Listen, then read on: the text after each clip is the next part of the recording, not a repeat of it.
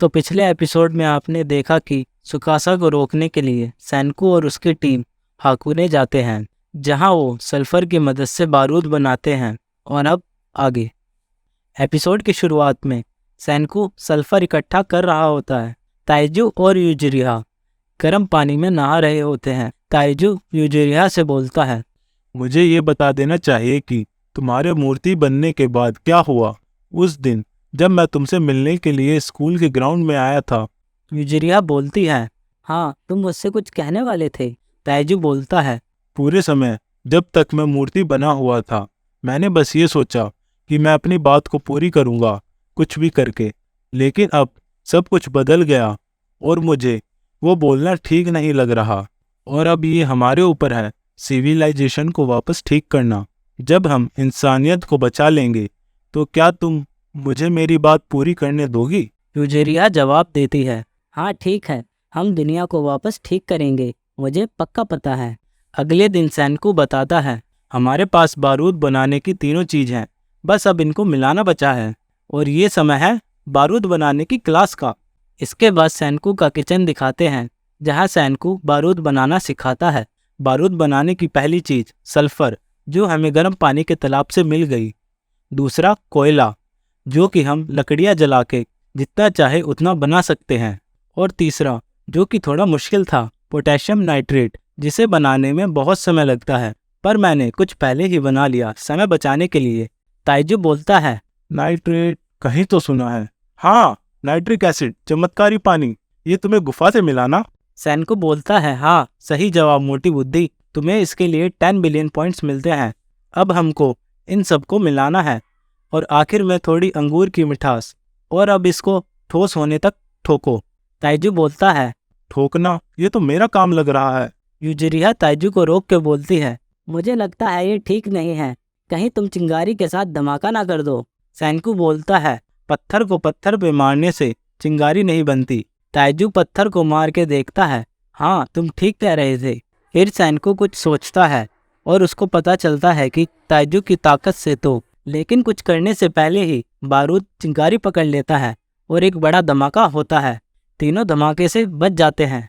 सैनको उठ के बोलता है, दिक्कत की कोई बात नहीं, इससे पता चलता है हमारा बारूद ठीक बना है। यूजिरिया बोलती है, हमें इसमें सावधानी बरतनी होगी। इस पे सैनको बोलता है, हाँ बहुत सी प्रयोग की दुर्घटना में बच्चों ने अपने अंग उड़वा दिए, मत बोलो कि ये एक घातक चीज़ है। यूजिरिया पूछती है, तो क्या हम इसका इस्तेमाल सुकासा पे करेंगे? सैनको जवाब देता है, नहीं, हम एक सौदा करेंगे। सुकासा कोई मंद बुद्धि हत्यारा नहीं है। ताइजू, तुमको याद है जब तुम उससे लड़ रहे थे, जहाँ सुकासा बोल रहा था कि मैं तुमको चाहे कितना भी मारूं, लेकिन मैं मूर्ति तोड़ना बंद कर दूं। ये तो कोई सौदा नहीं हुआ। दूसरी भाषा में, सही समय आने पर हम उसके साथ सौदा कर सकते हैं। जब तक हमारे पास बारूद है हमें फ़ायदा है, लेकिन अगर सौदा नहीं हो पाया तो हमें उसको। दूसरी तरफ सुकासा सैनको को रोकने के लिए आ रहा होता है। सुकासा मन में बोलता है, मुझे पता है सैनको क्या कर रहा है, और अगर उसने बारूद बना लिया तो मुझे उसको। दोनों साथ में बोलते हैं, मारना होगा। तीनों मिलके धुएं को बुझा रहे होते हैं और अचानक यूजिरिया की नज़र किसी चीज़ पे पड़ती है। वो सैनको को आवाज़ लगाती है। तीनों को एक धुएं का संदेश दिखता है। यूजिरिया पूछती है, क्या ये सुकासा है? सैनको बोलता है, नहीं, ये दूसरी दिशा में है और वो हमें अपनी लोकेशन क्यों बताएगा? ताइजू पूछता है, तो क्या ये जंगल की आग है? इस पे सैनको बोलता है, ये कोई संयोग नहीं हो सकता, ये तो मुझे लगता है हमारे धुएं के जवाब में एक संदेश है। यूजिरिया बोलती है, तुम्हारा मतलब? सैनको बोलता है, हाँ, तो तुम दोनों उत्साहित हो जाओ, क्योंकि यहाँ पत्थर की दुनिया में कोई और भी है। ताइजू और यूजिरिया अपने धुएं को बुझाने जाते हैं। इस पे सैनको उनको रोक के बोलता है, उसको ऐसा भी लग सकता है कि ये धमाका एक ज्वालामुखी से हुआ है। हमको एक और संदेश भेजना होगा इससे पहले कि वो वापस चला जाए। यूजिरिया बोलती है, इससे तो सुकासा को भी हमारे बारे में पता चल जाएगा। सैनको जवाब देता है, हाँ, हम सबको अपनी लोकेशन के बारे में बता देंगे। सैनको सोचता है, आग जलाने में खतरा है, लेकिन मुझे सेफ्टी और फ्यूचर में से एक चुनना होगा। ताइजू पूछता है, तो क्या करें, बुझाएं या जलाएं? सैनको बोलता है, चलो जलाते हैं, धुएं का संदेश भेजो। तीनों फिर दोबारा आग जलाते हैं। सैनकू ताइजू और यूजिरिहा से बोलता है, हमारा बारूद खत्म हो गया, जो भी चीज जल सके उसे लेके आओ। ताइजू और यूजिरिहा लकड़ियां लेने जाते हैं। सुकासा भी उनके करीब आ जाता है। सुकासा सोचता है, सैनकू पक्का बारूद ही बना रहा है।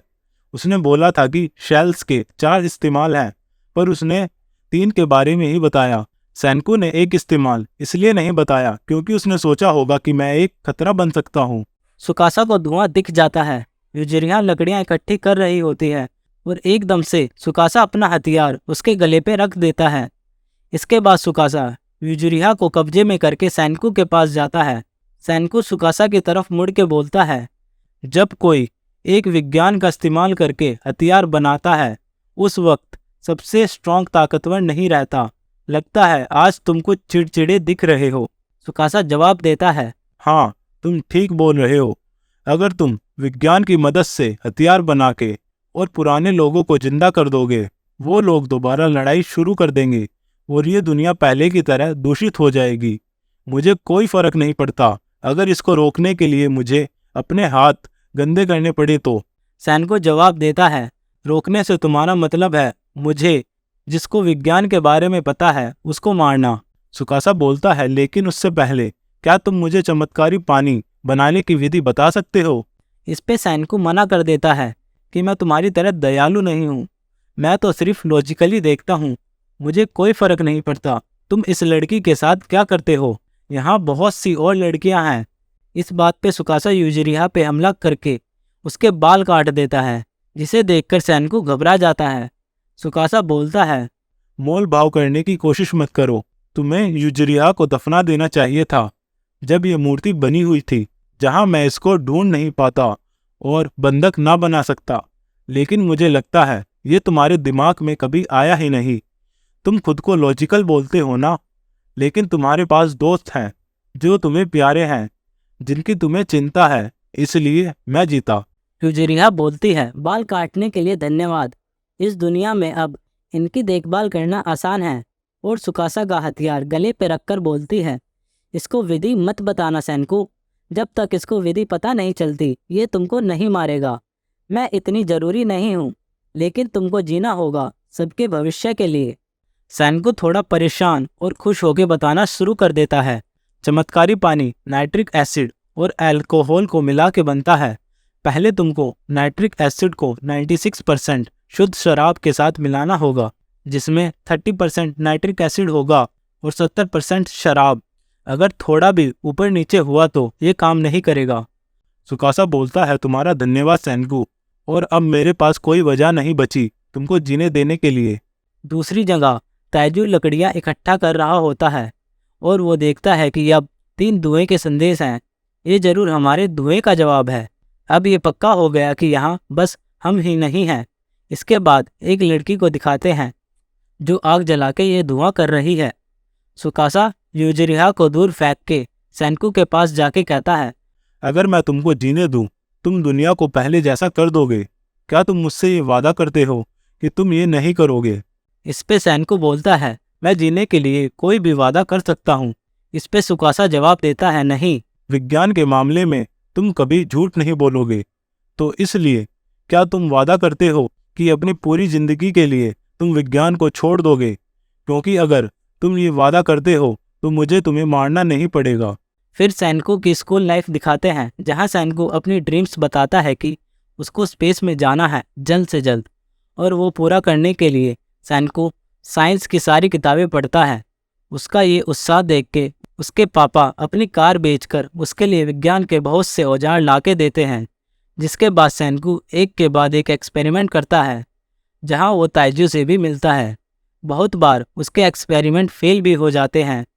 ताइजू सैनकू को यूजिरिहा से मिलवाता है, जो उन तीनों की डॉल्स बनाती है, जिनको वो एक रॉकेट में डाल के लॉन्च करते हैं।